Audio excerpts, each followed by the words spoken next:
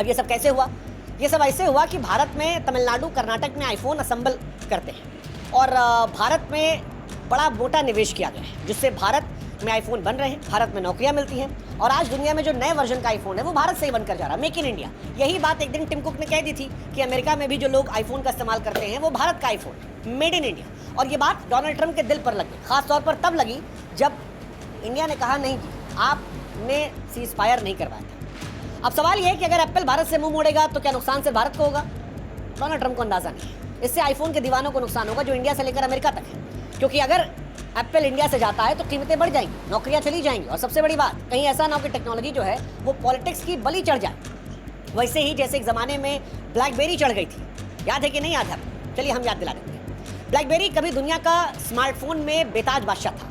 हर बड़ा आदमी एक ज़माने में जैसे आज आईफोन यूज़ करता है, उस ज़माने में ब्लैकबेरी यूज़ करता था और आज के दौर में ब्लैकबेरी शायद म्यूजियम में कहीं खोजे मिलेगी। यही डर जो है वो एप्पल के सीईओ को भी सता रहा होगा कि कहीं ऐसा ना हो कि आईफोन जो है वो ब्लैकबेरी बन जाए, क्योंकि 2007 में जब आईफोन आया था तब ब्लैकबेरी अपने पुराने कीबोर्ड और बीबीएम के भरोसे सोता रहा। इनोवेशन की तेज़ रफ्तार में वो चूक गया और उसका साम्राज्य ताश के पत्तों की तरह बिखर गया। ब्लैकबेरी और नोकिया अपने आप में उदाहरण है कि अगर अपडेट नहीं करोगे और गुमान में रहोगे तो देखते देखते खत्म हो जाओगे। नोकिया भी खत्म हुआ, ब्लैकबेरी भी क्या।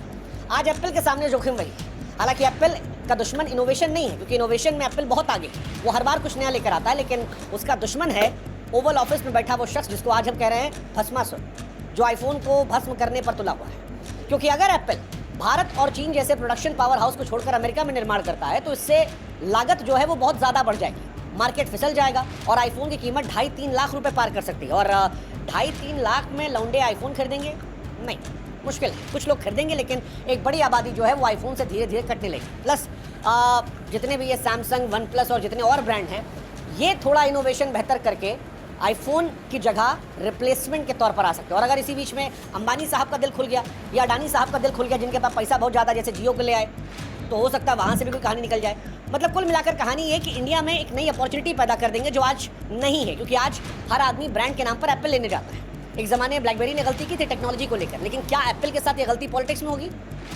अगर ट्रम्प साहब जिद पे रहे तो हो सकता है कि एक अपॉर्चुनिटी बन जाए। लेकिन ट्रम्प जिद में क्यों है, ये भी सवाल बड़ा महत्वपूर्ण है।